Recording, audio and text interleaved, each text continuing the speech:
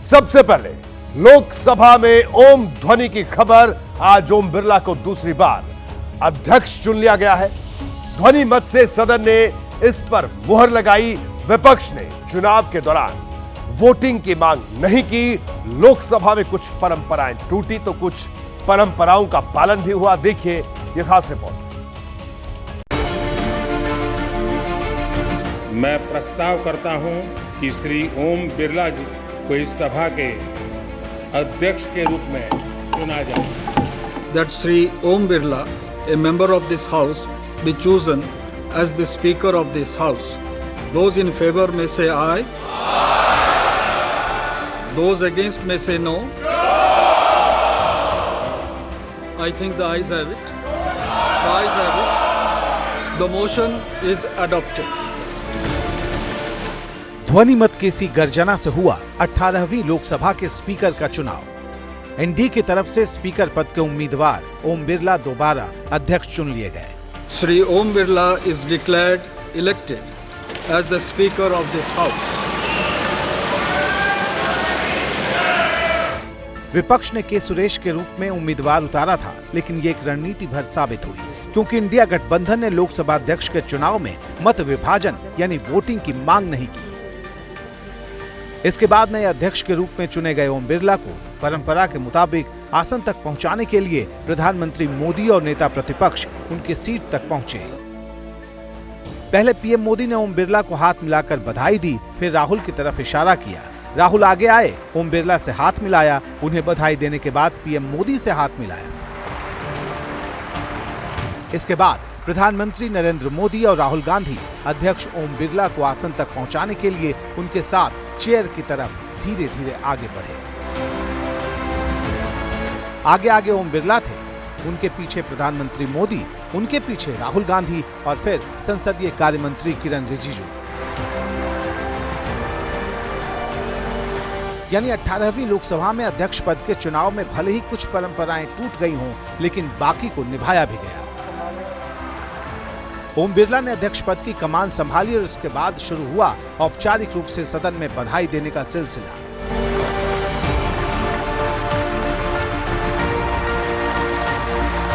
पहले पीएम मोदी बोले, फिर नेता प्रतिपक्ष राहुल गांधी बोले। दोनों ने नए स्पीकर को शुभकामनाएं दी। पीएम मोदी ने बिरला के चुनाव को उनकी शख्सियत से जोड़ा, जमकर तारीफ की, तो राहुल गांधी ने बधाई के साथ ही नए अध्यक्ष को नसीहतें दे डाली। ये सदन का सौभाग्य है कि आप दूसरी बार इस आसन पर विराजमान हो रहे हैं। हमारे शास्त्रों में कहा गया है कि विनम्र और व्यवहार कुशल व्यक्ति सफल सहज रूप से होता है, और आपको तो उसके साथ साथ एक मीठी मीठी मुस्कान भी मिली हुई है। आपके चेहरे को ये मीठी मीठी मुस्कान पूरे सदन को भी प्रसन्न रखती है। I'd like to congratulate you on behalf of the entire opposition, on behalf of the India Alliance. Speaker sir, the question is not how efficiently the House is run. The question is how much of India's voice is being allowed to be heard in this House.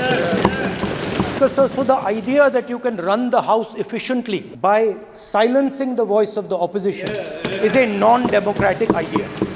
You will do your duty of defending. Rahul ने साफ संदेश दे दिया कि इस बार शक्ति संतुलन की तस्वीर सदन में पहले जैसी नहीं है और विपक्ष की आवाज और भी मजबूती से उठने वाली है। Represents the voice of India's people. 18वीं Lok Sabha में आज 10 तस्वीरें खास रही। इसके जरिए आप नए सदन के नएपन को समझ सकते हैं, जिसमें भविष्य की सियासत के सूत्र छिपे हैं। मैं एक एक कर वो तस्वीरें आपको दिखाता हूं और हम समझने की कोशिश करते हैं कि आखिरकार क्या कुछ हमें देखने को मिला। देखिए, मोदी राहुल की नई केमिस्ट्री पर आज सबकी नजरें अटकी। स्पीकर चुनाव के बाद जब दोनों नेताओं ने जब हाथ मिलाया तो सदन तालियों से गूंज उठा। दूसरी तस्वीर नेता विपक्ष के रूप में राहुल के पहले भाषण की थी। यह राहुल के लिए नई पारी के आगाज की तरह है। चर्चा में विपक्ष की पहली कतार की तस्वीर भी रही, जो पहले से बिल्कुल अलग थी। राहुल के साथ अखिलेश यादव और उनकी पार्टी के सांसद अवधेश प्रसाद का बैठना नई केमिस्ट्री की तरफ इशारा है। ये वही अवधेश हैं जो अयोध्या से जीते हैं। 74 महिला सांसदों की नई धमक भी नजर आई। इनमें से 39 पहली बार जीतकर लोकसभा पहुंची हैं। पति पत्नी के एकमात्र जोड़ी के रूप में अखिलेश यादव और डिंपल यादव की यह तस्वीर भी चर्चा में रही। इसके साथ ही 25 साल बाद यह पहली बार है जब सोनिया गांधी लोकसभा में नहीं है। उनकी गैर मौजूदगी विपक्षी सियासत के लिए मिसिंग मोमेंट की तरह है। लोकसभा में राहुल की नई टीम पर भी सबकी निगाहें टिकी हैं, क्योंकि उनकी यंग ब्रिगेड 2019 की तरह नहीं रही। निर्दलीय सांसदों की बुलंद आवाज भी नजर आई। पप्पू यादव और चंद्रशेखर आजाद खास चर्चा में रहे। तो वहीं लोकसभा में इस बार पहुंचे 24 मुस्लिम सांसद भी सुर्खियों में हैं, जिसमें असदुद्दीन ओवैसी का खास जिक्र हो रहा है। इस लोकसभा में साफ तौर पर पक्ष विपक्ष के बीच संख्या का संतुलन की स्थिति अगर हम बात करें तो पहले से मजबूत विपक्ष है और किसी भी दल के ऊपर गठबंधन की धमक भी है। राहुल गांधी ने लोकसभा में आज नेता प्रतिपक्ष के रूप में पहला भाषण दिया। राहुल की कोशिश देश के कोने कोने तक अपना संदेश पहुंचाने की थी। उन्होंने जिस तरह बार बार मजबूत विपक्ष की दुहाई दी, उससे साफ हो गया कि 5 साल पहले के मुकाबले अब स्थितियां बदल चुकी हैं। कहने को तो राहुल अध्यक्ष की तरफ मुखातिब थे, लेकिन संदेश और संकेत सरकार की तरफ साफ तौर पर थे। I'd like to congratulate you. Speaker sir, it is very important that cooperation happens on the basis of trust, that you will allow us to represent our voice. You will do your duty of defending the Constitution of India. Speaker sir, Lok Sabha में नेता प्रतिपक्ष के रूप में राहुल ने अपना पहला भाषण अंग्रेजी में दिया। for your successful election. कहने को तो ये नए अध्यक्ष के लिए बधाई संदेश की तरह था, लेकिन इसमें कई संकेत थे। लग रहा था जैसे अध्यक्ष की तरफ मुखातिब होकर राहुल गांधी सरकार को सीधे सीधे संदेश दे रहे हों। संदेश ये कि इस बार विपक्ष अपनी आवाज दबने नहीं देगा। The opposition would like to assist you in doing your work. We would like the House to function often and well. Speaker sir, it is very important that cooperation happens on the basis of trust. It is very important that the voice of the opposition is allowed to be represented in this House. I am confident that you will allow us to represent our voice, to represent the voice of the people of India. The idea that you can run the House efficiently by silencing the voice of the opposition is a non-democratic idea. And we are confident that by allowing the opposition to speak, by allowing us to represent the people of India, you will do your duty of defending the Constitution of India. Rahul Gandhi 2004 से सांसद हैं, लेकिन पहली बार वे लोकसभा में नेता प्रतिपक्ष की इस भूमिका में हैं और इस नाते उन्होंने अपनी बातों में वजन डालने में कोई कसर बाकी नहीं रखी। राहुल ने क्या कहा और इसका मतलब क्या था, एनडीए ने इसका अपने लिहाज से विश्लेषण करने में देर नहीं की। To represent the people of India. कई बार जब विपक्ष के द्वारा कई बातें कही जाती हैं, मैं इतना भी मैं जरूर आग्रह करूंगा कि जब एक उंगली आप किसी की तरफ उठाते हैं तो बाकी उंगलियां आपकी तरफ उठती हैं। जब आप सत्ता पक्ष से किसी एक आचरण की उम्मीद रखते हैं तो वही उम्मीद हम लोग भी आपके राज्य में उसी आचरण की उम्मीद रखते हैं। देखिए, यहां यह समझना भी जरूरी है कि आखिर मोदी सरकार के सामने इस बार विपक्ष की चुनौतियां कितनी बढ़ गई हैं। 10 साल बाद सीन कितना बदल गया है। अब राहुल गांधी विपक्ष के सर्वमान्य नेता के रूप में सदन में है। साफ है कि सरकार को अब विपक्ष कोई रियायत नहीं देगा। हर मोर्चे पर सरकार को परीक्षा देनी होगी। एक दशक तक जो चला वैसा अब नहीं चलेगा। सरकार एक तरफा फैसले नहीं ले पाएगी। संविधान बचाने का नैरेटिव मजबूत किया जाएगा। दलित हित पर विपक्ष का ध्रुवीकरण जारी रहेगा। आगे जातीय जनगणना पर परीक्षा होगी जब विरोधी दल इसे कराने की मांग करेंगे। तमिलनाडु में स्टालिन सरकार ने अभी से विधानसभा के जरिए इस मांग को आगे भी बढ़ा दिया है। तो ये तमाम बड़ी चुनौतियां हैं। बहरहाल राजनीति सिर्फ भावनाओं के आधार पर नहीं चलती, न ही समीकरण की बिसात पर आगे बढ़ती है। कई बार इसे छायावादी शब्दों की धार भी दी जाती है। आज अखिलेश यादव ने अपने भाषण में इसी दांव का इस्तेमाल किया। पीएम मोदी और राहुल गांधी के बाद अखिलेश यादव के भाषण का नंबर आया। वो नए अध्यक्ष को बधाई देते हुए बोल रहे थे, लेकिन हर शब्द का इशारा कहीं और का था।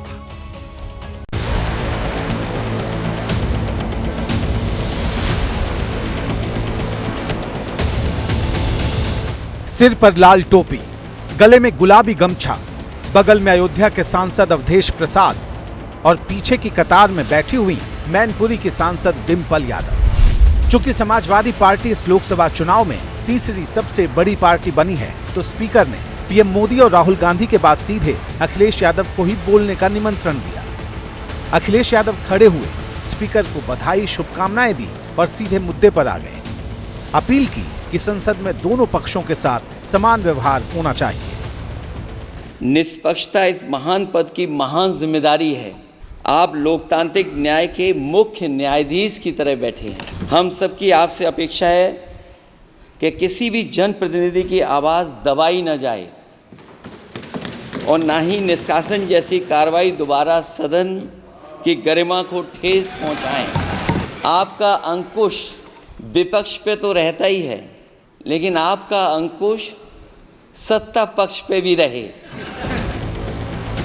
अखिलेश यादव बोल रहे थे और स्पीकर ओम बिरला के चेहरे पर मुस्कान थी। सिर्फ ओम बिरला ही नहीं, अखिलेश यादव की बातों पर पत्नी डिंपल यादव भी मुस्कुरा रही थी। अखिलेश यादव अपने भाषण में पूरा जोर इसी बात पर दे रहे थे कि सदन में भेदभाव जैसी चीजें न रहें। अध्यक्ष महोदय, आपके इशारे पर सदन चले, इसका उल्टा न हो। अखिलेश यादव जब तक बोले, डिंपल की निगाहें उन पर ही टिकी रहीं। वो कभी गंभीर मुद्रा में दिखी तो कभी हंसती मुस्कुराती नजर आई। 37 सांसदों वाली पार्टी के मुखिया अखिलेश यादव का संबोधन भले ही 4 मिनट से भी कम समय का रहा हो, लेकिन उनकी हर बात घूम फिर कर स्पीकर की कुर्सी पर ही पहुंच रही थी। मैं सदन में पहली बार आया हूं, ये नए सदन में। मुझे लगा कि हमारे स्पीकर की कुर्सी बहुत ऊंची होगी, क्योंकि मैं जिस सदन को छोड़ के आया हूं, अध्यक्ष जी, उसकी कुर्सी बहुत ऊंची है। उस समय भी मैं अध्यक्ष जी किसको कहूं कि ये कुर्सी और ऊंची हो जाए। अखिलेश यादव के ठीक सामने पहली कतार में पीएम मोदी बैठे थे, राजनाथ सिंह, अमित शाह और नितिन गडकरी बैठे थे। हर कोई गंभीरता से उनकी बात सुन रहा था। संविधान की बात करने वाले अखिलेश बातों बातों में सदन के सीमेंट तक पहुंच गए। जहां ये नया सदन है, वही मैं आपकी पीठ के पीछे देख रहा हूं। पत्थर तो सही लगे हैं, सब कुछ अच्छा लगा है, लेकिन कुछ दरार में मुझे कुछ सीमेंट अभी भी लगा दिखाई दे रहा है। अध्यक्ष महोदय, मुझे उम्मीद है कि आप जितना सत्ता पक्ष का सम्मान करेंगे, उतना ही विपक्ष का सम्मान कर करके हमें भी अपनी बात रखने का मौका देंगे। बात सीमेंट की रही हो, बात कुर्सी की रही हो, बात आसन की ऊंचाई की रही हो, बात अंकुश की रही हो या फिर बात भेदभाव, बराबरी, निष्पक्षता की रही हो, अखिलेश यादव का इशारा बिल्कुल सीधा था। समझने वाले समझ गए और जैसे ही अखिलेश का भाषण खत्म हुआ, राहुल गांधी ने अखिलेश यादव से हाथ मिलाया और डिंपल यादव मेज थपथपाती नजर आई। देखिए, यहां यह समझना जरूरी है कि अखिलेश के भाषण के शब्दों का कोड क्या है। क्या इसे डिकोड किया जा सकता है या फिर इसके एक नहीं कई मतलब निकलते हैं। अखिलेश यादव के तंज का इशारा किधर था, आइए ये जानने की कोशिश करते हैं। देखिए, अखिलेश यादव ने कुर्सी की ऊंचाई ज्यादा होने की बात कही तो पूछा जा रहा है कि इसका क्या मतलब अहंकार से है। उन्होंने कहा कि सदन आपके इशारे से चले ना कि उल्टा हो, तो इसका मतलब सरकार की तरफ था। अखिलेश ने कहा कि आपकी पीठ के पीछे दरार दिखाई दे रही है और उसमें सीमेंट अभी भी लगा है। अब पूछा जा रहा है कि क्या इसका मतलब यह था कि नए सदन में पिछले सदन की छाया दिख रही है। और आखिर में अंकुश शब्द की चर्चा, जिसका मतलब यह निकलता है कि अखिलेश यादव ने इशारों इशारों में अपील की कि विपक्ष को ना दबाया जाए। अब अनुमान के इस गणित और छायावादी शब्दों में कितनी समानता है, इसे सिर्फ अखिलेश यादव ही बता सकते हैं। विपक्ष ने जहां मौका मिला वहां हर बॉल पर चौका और छक्के मारने की कोशिश की। हर मौके का इस्तेमाल सरकार पर निशाना साधने के लिए किया। संविधान की बार बार दुहाई दी। यह सब कांग्रेस की अगुवाई में हुआ। लेकिन आज तब पार्टी अकेली पड़ती दिखी जब लोकसभा में स्पीकर ओम बिरला ने इमरजेंसी को देश का काला कालखंड बता दिया। कांग्रेस तब तक की इंदिरा सरकार पर वो जमकर बरसे। सदन में निंदा प्रस्ताव के साथ ही 2 मिनट का मौन भी रखा।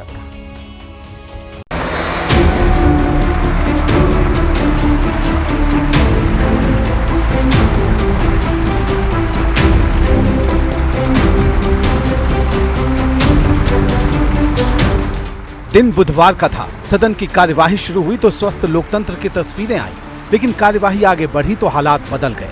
लोकसभा स्पीकर ओम बिरला अपनी पहली स्पीच में आपातकाल पर निंदा प्रस्ताव ले आए। ये सदन 1975 में देश में आपातकाल इमरजेंसी लगाने के निर्णय की कड़े शब्दों में निंदा करता है। साथ ही स्पीकर के मुंह से जैसे ही आपातकाल शब्द निकला, कांग्रेस के सांसद आपे से बाहर हो गए। विरोध शुरू हो गया, हंगामा हुआ, लेकिन स्पीकर तत्कालीन इंदिरा सरकार को शब्दों के जरिए घेरते रहे। इस दिन तत्कालीन प्रधानमंत्री श्रीमती इंदिरा गांधी ने देश में इमरजेंसी लगाई और बाबा साहब अंबेडकर द्वारा निर्मित संविधान पर प्रचंड प्रहार किया था। आपातकाल पर जब ओम बिरला तत्कालीन सरकार को खरी खोटी सुना रहे थे, तो विपक्ष की तरफ से सिर्फ कांग्रेस के ही सांसद विरोध करते देखे गए। बाकी दल के सांसद अपनी कुर्सियों पर डटे रहे। स्पीकर ने कई बार इंदिरा सरकार का जिक्र किया। से भारत पर श्रीमती इंदिरा गांधी द्वारा तानाशाही थोप दी गई, भारत के लोकतांत्रिक मूल्यों को कुचला गया और अभिव्यक्ति की आजादी का गला घोटा गया। स्पीकर ने करीब 8 मिनट तक पूरा निंदा प्रस्ताव इसी तरह विरोध और हंगामे के बीच पढ़ा। आखिर में 2 मिनट का मौन भी रखवाया और लोकसभा की कार्यवाही को 27 जून तक के लिए स्थगित कर दिया। संसद के अंदर विरोध थमा तो बात सड़कों पर पहुंच गई। एनडीए के सांसद पोस्टर बैनर लेकर लोकसभा के मकर द्वार पर जमा हो गए। नारेबाजी हुई और कांग्रेस को घेरा गया। लोकसभा के माध्यम से जो बातें कही, ये देश को जानने वाली बात है। तो 26 जून वो दिन है जिस दिन की इमरजेंसी लागू है। ये एक ऐसा काला अध्याय है जो कि इतिहास में दर्ज है और इससे हम लोगों को सतर्क रहने की जरूरत है। तो ब्लैक पीरियड क्या है, क्यों है, किस लिए है, कैसे था वो एक बार हमें फिर से दोबारा याद करना चाहिए। तो इसीलिए स्पीकर साहब ने उस चीज़ के जिक्र किए हैं। एनडीए का सीधा निशाना विपक्ष के उस मुद्दे पर है जो संविधान की शक्ल में उठाया जा रहा है। जवाब में कांग्रेस और इंडिया गठबंधन के बाकी दल भी आए और मौजूदा वक्त को अघोषित आपातकाल बता डाला। सिर्फ ये जानना चाहता हूँ कौन सी वजह जो आजकल मोदी साहब ने लगा रखी है, यहाँ मुख्यमंत्री तक सब अंदर है, झारखंड मंत्रीगण अंदर है, किसी को सत्ता की अव्यक्त नहीं, बुलडोजर चल रहे हैं। वास्तविकता में जीना चाहते हैं तो आज प्रेजेंट की बात करनी चाहिए। तो भूतकाल की बात ना करते हुए प्रेजेंट की बात करते हुए भविष्य बदलने की अगर बात करें तो अच्छा होगा। ये राजनीतिक प्रयोग किया जा रहा है। आप इस प्रकार से मैं समझता हूँ आज जो किया गया सदन में वो शायद इस सदन की गरिमा को ठेस पहुँचाने का कार्य किया। देखिए, अब सवाल यह है कि संविधान बचाओ मुहिम में जुटी कांग्रेस अचानक इमरजेंसी में कैसे फंस गई।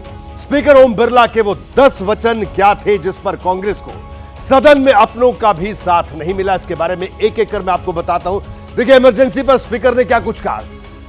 अध्यक्ष के 10 वचन। पहली बात उन्होंने कही, काला अध्याय उन्होंने बताया इमरजेंसी को। दूसरी बात, संविधान पर प्रचंड प्रहार भी इसे बताया। तीसरी बात, तानाशाही थोपी गई, इस बात का जिक्र किया, इसे पॉइंट आउट किया और लोकतांत्रिक मूल्यों को कुचला गया आपातकाल के दौरान, यह बात उन्होंने कही। अभिव्यक्ति की आजादी का गला घोंटा गया, यह बात भी लोकसभा अध्यक्ष ने अपनी बात में कही। नागरिकों के अधिकारों को नष्ट किया गया, यानी एक एक कर इमरजेंसी की तमाम बातों का जिक्र किया। विपक्ष के नेताओं को जेल में बंद किया गया, इस बात का भी जिक्र किया ताकि विपक्ष को भी पता चले।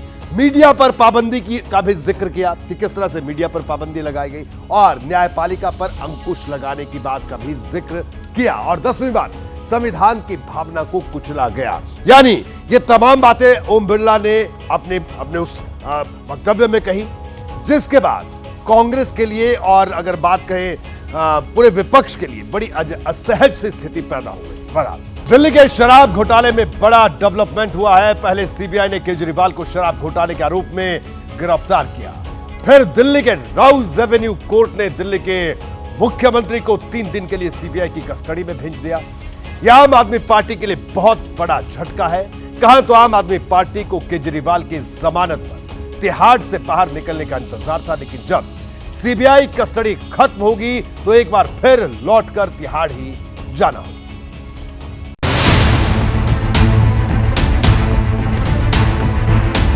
किसी को ये गुमान ना रहे कि वही सब कुछ है। उसके पूर्व अंधेरा था, उसके बाद सन्नाटा। केंद्र सरकार की जानकारी में होगा कि वो बाहर निकल आएंगे, इसलिए फिर उन पे न जाने कौन सा मुकदमा लगा करके उनको फंसा दिया गया। केंद्र की भाजपा सरकार ने सीबीआई के अधिकारियों के साथ मिलकर एक बड़ी साजिश रची। कांग्रेस से पूछना चाहिए, क्योंकि सीबीआई जिस शिकायत पे काम कर रही है वो कांग्रेस ने ही की थी। परेशानियां कई बार हाथ धोकर पीछे पड़ जाती हैं, ये तो आपने सुना होगा, लेकिन शराब घोटाले में लगता है कि मुसीबत हाथ धोकर दिल्ली के सीएम केजरीवाल के पीछे पड़ गई है। ईडी की गिरफ्त से जमानत का मामला पूरी तरह सुलझा भी नहीं था कि सीबीआई ने उन्हें गिरफ्तार कर लिया और राजनीति को नई रफ्तार मिल गई। सुप्रीम कोर्ट से अरविंद केजरीवाल जी को जमानत मिलने की पूरी संभावना है, उससे पहले केंद्र की भाजपा सरकार ने सीबीआई के अधिकारियों के साथ मिलकर एक बड़ी साजिश रची है। जो संजय सिंह ने कैमरे पर कहा, अरविंद केजरीवाल की पत्नी सुनीता केजरीवाल ने वही सोशल मीडिया पर लिखा। 20 जून अरविंद केजरीवाल को बेल मिली, तुरंत ईडी ने स्टे लगवा लिया। अगले ही दिन सीबीआई ने अक्यूज्ड बना दिया और आज गिरफ्तार कर लिया। पूरा तंत्र इस कोशिश में है कि बंदा जेल से बाहर ना आ पाए। यह कानून नहीं, तानाशाही है, इमरजेंसी है। बीजेपी पर हमले की जो शुरुआत आम आदमी पार्टी ने की, उसे इंडिया गठबंधन के साथियों ने आगे बढ़ाया। कि इन्वेस्टिगेशन नहीं चल रहा है, ये पॉलिटिकल विच हंट चल रहा है। मैं मानती हूँ सरासर गलत है और केंद्र सरकार अगर इससे भी बाज नहीं आई, देश की जनता ने अभी 240 पे रखा है, बहुत जल्दी 40 पे भी नहीं छोड़ेगी। केंद्र सरकार की जानकारी में होगा कि वो बाहर निकल आएंगे, इसलिए फिर उन पे न जाने कौन सा मुकदमा लगा करके फिर उनको फंसा दिया गया। सीबीआई का इस्तेमाल होना, दिल्ली की संस्थाओं का इस्तेमाल होना, और उसी का परिणाम ये था कि बीजेपी की सरकार के खिलाफ मतदान हुआ। वो तो बच गए, नहीं तो दिल्ली की सरकार जो थी, केंद्र सरकार, वो कभी सफाया हो गया होता।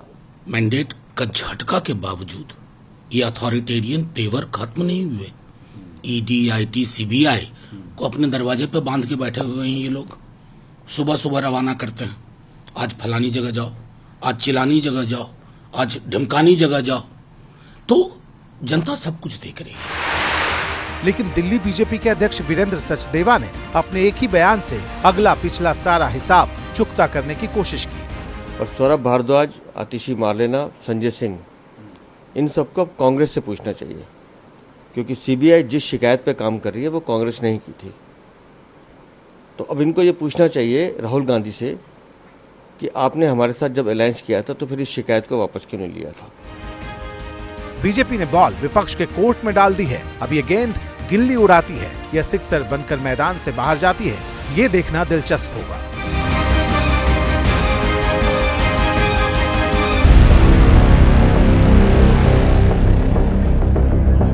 Rahul Gandhi as the leader of opposition in the Lok Sabha.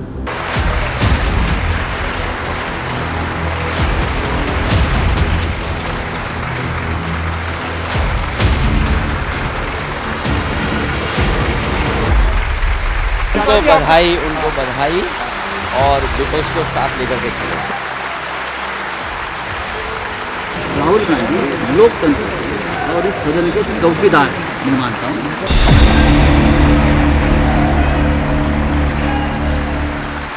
2024 Lok Sabha चुनाव के नतीजों ने बहुत कुछ बदला है। बदली हुई है संसद के भीतर की तस्वीर और पूरे 10 सालों बाद सदन के भीतर विपक्ष को अपना सेनापति मिला है।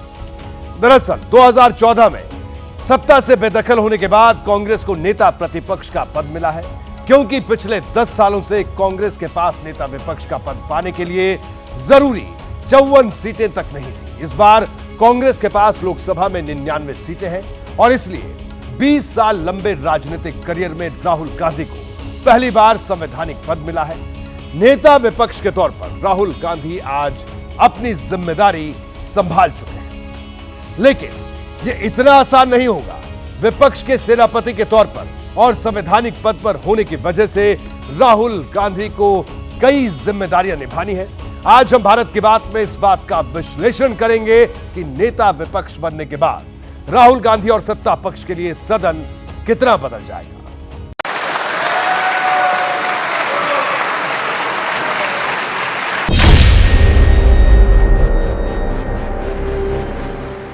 सदन के भीतर से आई ये तस्वीर ऐतिहासिक है।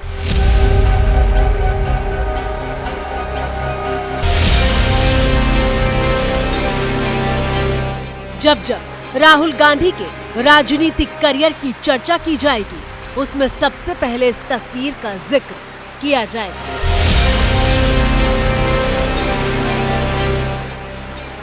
ये तस्वीर खास है क्योंकि गांधी परिवार के चिराग और 20 साल से देश की राजनीति का हिस्सा होने के बावजूद पहली बार राहुल गांधी किसी संवैधानिक पद पर हुए।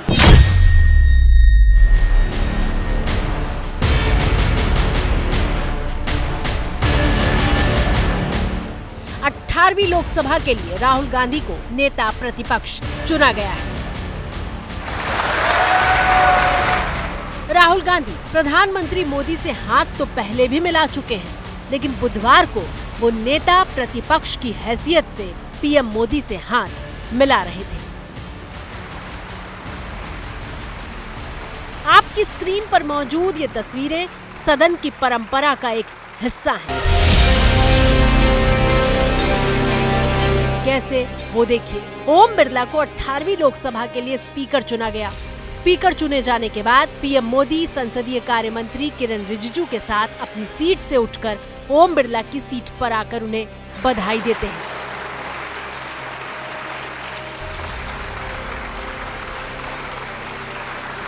इसके फौरन बाद राहुल गांधी भी अपनी सीट से उठकर ओम बिरला को बधाई देने के लिए आते हैं और फिर पीएम मोदी से हाथ मिलाते हैं। सदन की परंपरा के मुताबिक स्पीकर को प्रधानमंत्री और नेता विपक्ष लोकसभा पद के लिए चुने गए सांसद को उनकी सीट से लेकर अध्यक्ष की कुर्सी तक छोड़ने जाते हैं और इसी परंपरा को निभाते हुए राहुल गांधी और मोदी ओम बिरला को उनकी सीट तक छोड़ने गए। शायद ये पहली बार था जब राहुल गांधी और मोदी साथ साथ इस तरह किसी कार्यक्रम का हिस्सा बने थे।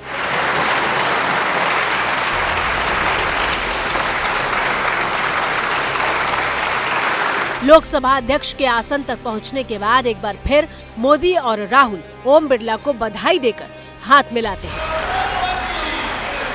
आपके चेयर है, आप संभालें प्लीज।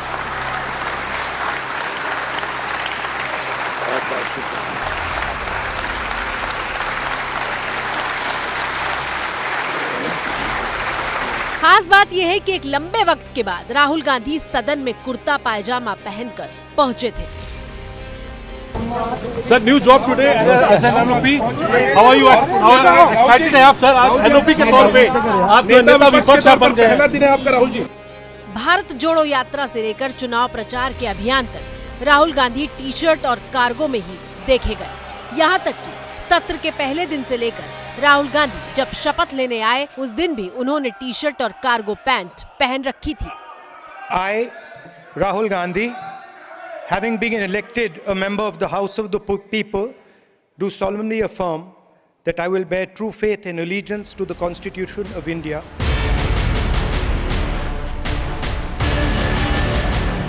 लेकिन नेता प्रतिपक्ष के तौर पर राहुल गांधी जब बुधवार को सदन पहुंचे तो कुर्ता पायजामा पहनकर आए थे। चेहरे पर नई जिम्मेदारी का उत्साह साफ देखा जा सकता था।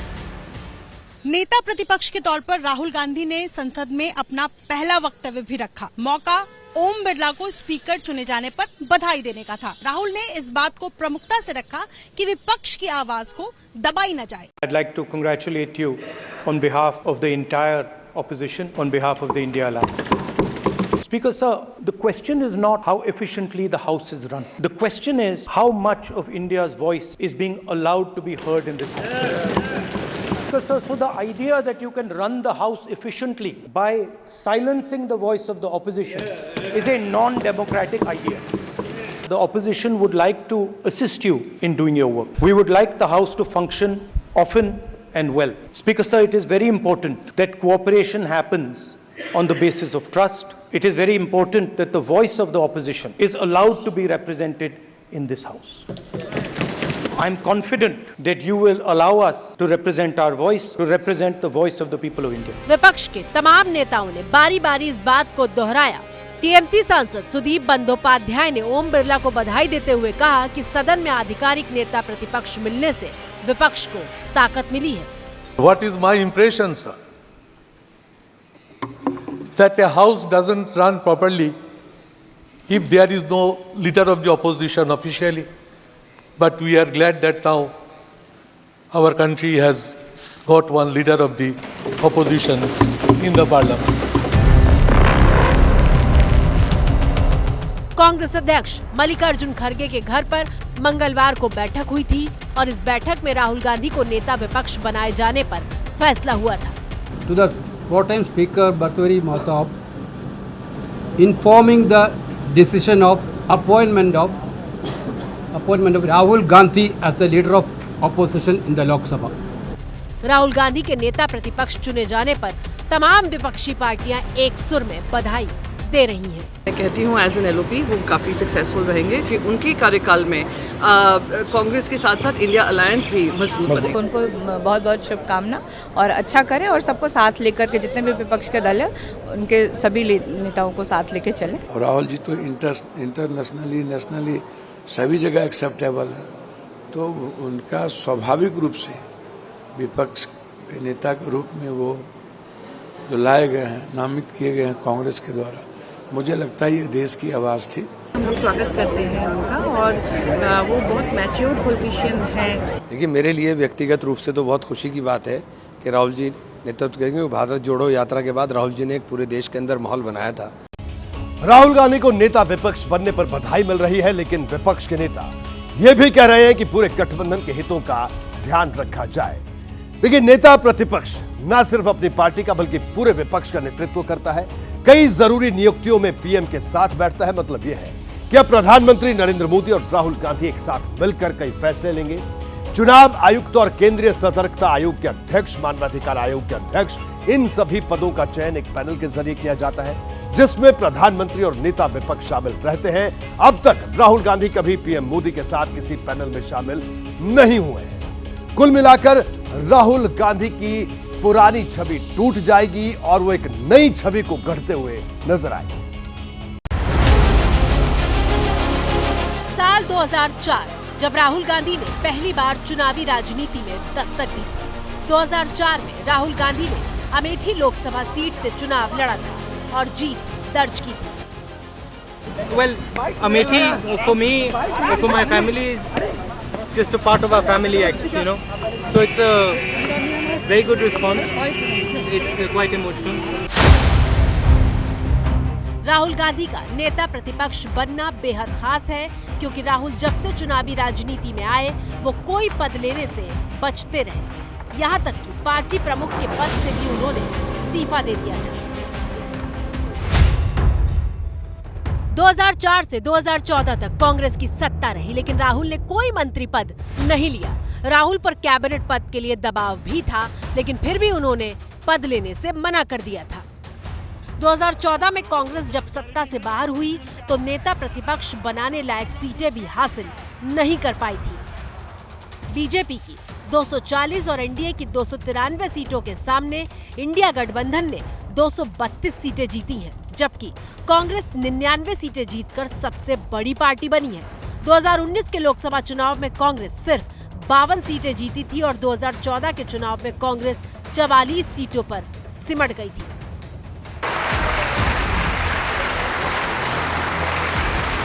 लेकिन नेता प्रतिपक्ष बनने के बाद राहुल को पद भी मिला है और उनका कद भी बढ़ गया है। नेता विपक्ष के तौर पर राहुल गांधी को कई अधिकार मिलेंगे।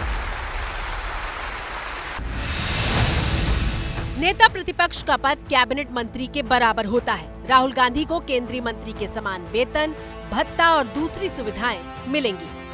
बतौर सांसद राहुल गांधी को 1 लाख रुपए और 45,000 भत्ता मिलता है, लेकिन नेता विपक्ष बनने के बाद उन्हें मासिक वेतन और दूसरे भत्तों के लिए 3,30,000 रुपए मिलेंगे।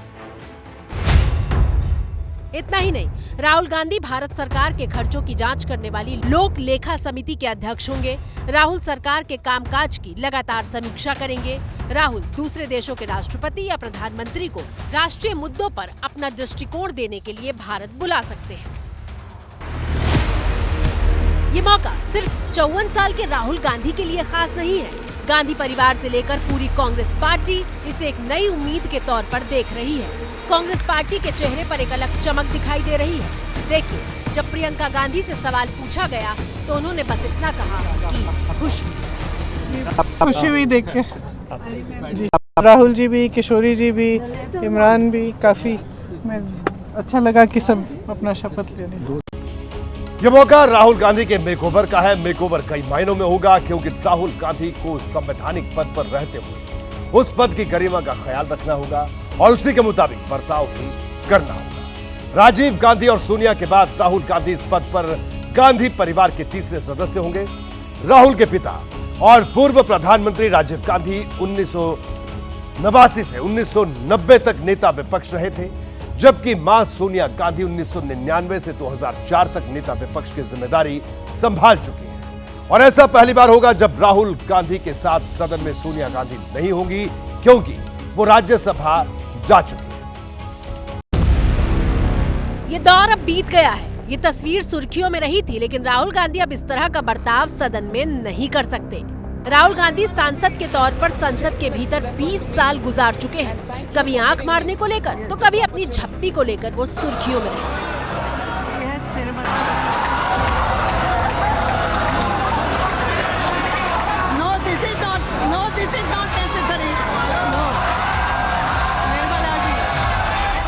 लेकिन अब राहुल गांधी को नेता विपक्ष के पद का ख्याल रखते हुए ऐसे बर्ताव से दूर रहना होगा।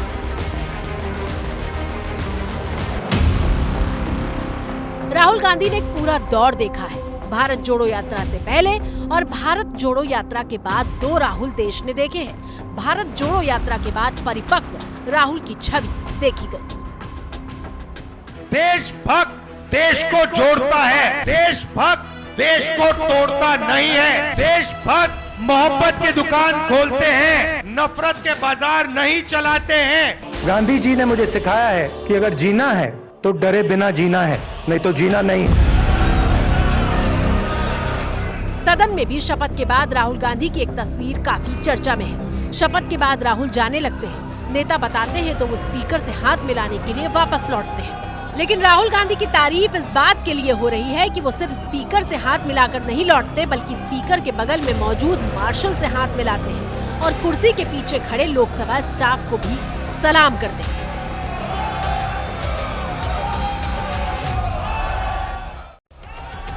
अब सवाल यह है कि राहुल गांधी के नेता विपक्ष बनने पर उनके सामने किस तरह की चुनौतियां होंगी। लेकिन सबसे पहले है कि जो विपक्ष है अपना, उसको वो एकजुट रखें। जो सहयोगी दल हैं, तो वो तमाम जो पार्टियां हैं उन सब पार्टियों को एक साथ रखें और एक वॉइस में चलें और वो उनको लीड करने का काम करें।